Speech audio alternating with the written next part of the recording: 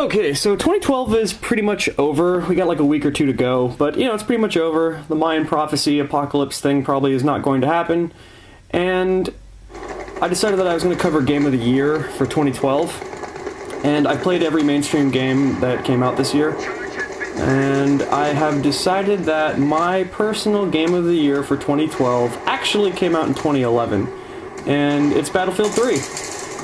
And what's odd to me is that in 2011, when Battlefield 3 first came out, I didn't buy it. I think I waited like maybe 2 to 3 weeks after it came out because I was waiting for Modern Warfare 3. And then when the early reviews of Modern Warfare 3 came in and everyone was bitching about it and basically complaining that it was Modern Warfare 2.5, I didn't want to deal with it. So I basically picked up Battlefield. And now, 12 months later, I've got over 550 hours into this game, and I was not expecting that. And especially because I was expecting Battlefield to be shitty, and I didn't like EA at the time. Now, as far as first-person shooters go, I started off on Doom on the PC, which was way back in the day, then GoldenEye on the N64, Perfect Dark, Halo, let's see, Gears of War, Ghost Recon, Rainbow Six. Honestly, I really have played most mainstream shooters. BioShock, technically Fallout 3 if you want to count that. But, essentially I really do like first person. It's not my favorite genre of games, but it is one of my favorite genre of games. As far as PvP goes, I prefer first person shooters.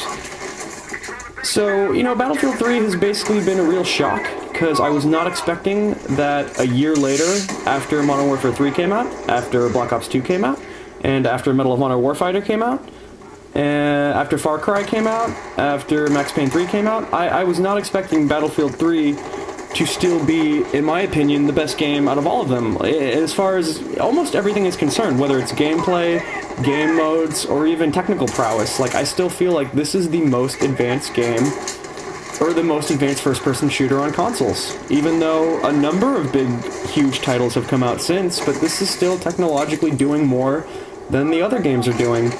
It is doing larger levels, it's doing more players, it's doing dedicated servers, it's doing vehicles, it's doing ground vehicles and air vehicles, helicopters, jets, and tanks.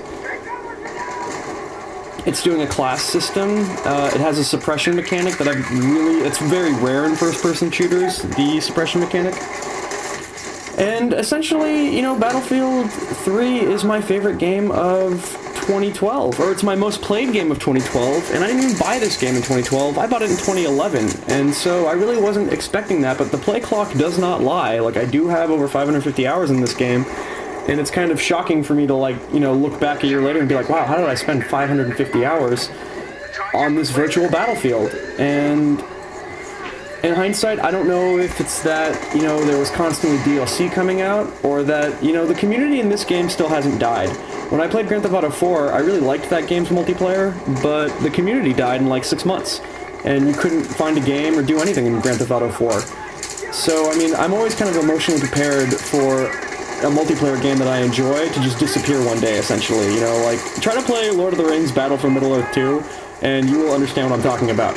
So, for real, I'm used to communities dying online, especially on Xbox Live, because, we all pretty much have ADD and we move on from game to game to game. But, honestly, Battlefield 3's community, in my opinion, is growing and getting larger, and I don't know if it's because it's obvious that it's technologically superior, and I think it's becoming obvious to the Call of Duty guys, obvious to the Halo guys, that this game has more players, it has dedicated servers, it has destructible environments, it has vehicles.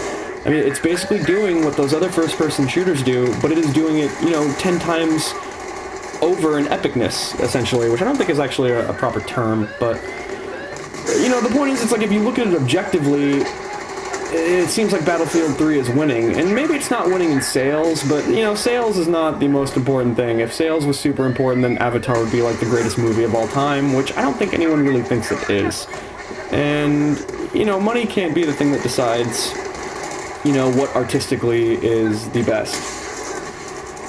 However, I could essentially just gush about this game. I never want to do Battlefield 3 videos, because the game is a year old, no one ever watches my Battlefield 3 videos, so honestly, I never want to do them. However, I actually love this game on a level where, I I want to look at it in hindsight, or I want to throw it in the editor and maybe look at it in slow motion, or I want to clip it down into the best ofs, or, you know, it's like this game actually gets me excited, and it's been over a year, and I still get actually excited to play it.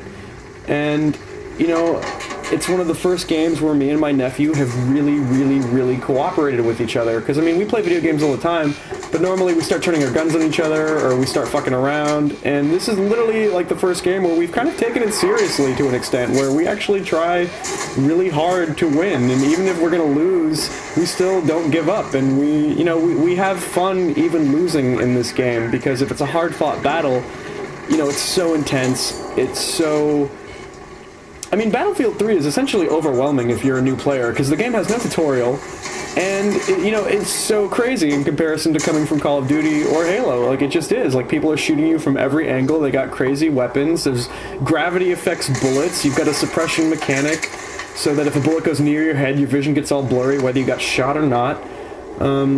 The levels are far larger than anything I've ever played, but if you play it on Rush, they somehow keep, everything nice and together.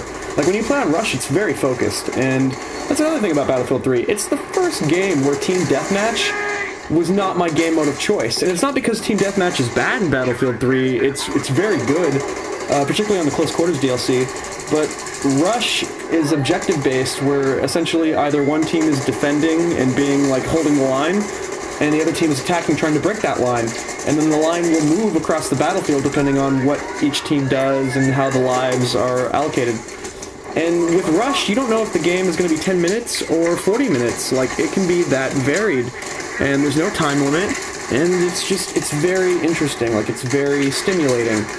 It is never stale. Like, every time you play Battlefield, it is different because you have so many options. You have so many things at your disposal and tools at your disposal, and the levels are large enough to where you can be devious.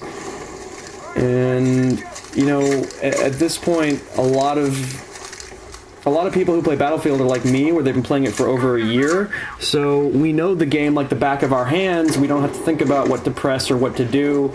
And you would be amazed at how vicious the game can be when you have a room full of colonels and everyone knows what they're doing. Like, it becomes very hard fought. And it is one of the few first-person shooters where I feel like I'm not being punished for teamwork.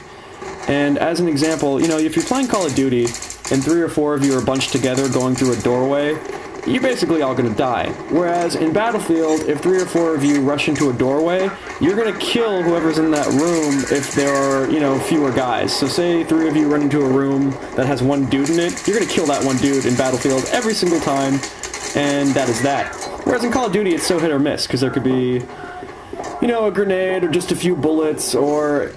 I feel like any game that does not have a suppression mechanic is kind of bad, because in Battlefield, if I shoot a bullet through a doorway, the guy on the other side of the doorway is going to know it because his vision's going to get blurry. Whereas if I do that exact same thing in Call of Duty, if the guy's an idiot not paying attention, running around with RPGs, he won't even fear walking through the doorway because he doesn't even know I'm shooting through the doorway because he's not paying attention. So, as an example, it's just night and day different how the close quarters gunplay feels in Battlefield compared to every other shooter that does not have that same suppression mechanic. And then we also go back into the idea of dedicated servers. I've been playing this game for a year, and there has never been one host migration in a year. 550 hours, and I've never had a game stop and say, waiting for host migration, we'll be back in a minute. So imagine doing that if you come from Call of Duty or Halo. Like, imagine playing Halo or Call of Duty and never once having a host migration. And honestly, coming from Call of Duty, I know that there's a host migration virtually every single game. And the same thing with Halo. Normally someone quits out, he's the host, and then the game has to find a new host. That never happens in Battlefield. So, I mean, that has completely spoiled me, and I don't think I can ever play a game that does not have dedicated servers at this point, because it really fucks up gameplay to have the game just stop and everyone pause, and then when it restarts back up, some people start up sooner than other people. We've all come back from a migrating host to be instantly killed, and you're like, wait a minute. And that never happens on Battlefield, essentially. And not that Battlefield is a perfect game, far from it, because it does not have a tutorial. And it's the hardest first-person shooter, the most complicated first-person shooter I've ever played, and it doesn't have a tutorial. So that, to me, is kind of odd. But, other than that, I'm like, this is the greatest game of this generation, as far as I'm concerned. And I didn't I didn't set out to make that statement, but it was really just me being objective. You know, I've spent more hours in Battlefield 3 than any other game this generation, so I do feel like it is my favorite game of this generation, or at the very least 2012. So, you know, if you're a Battlefield player, I will see you on the battlefield, and if you're not a Battlefield player, I am curious as to why. So leave a comment and just let me know.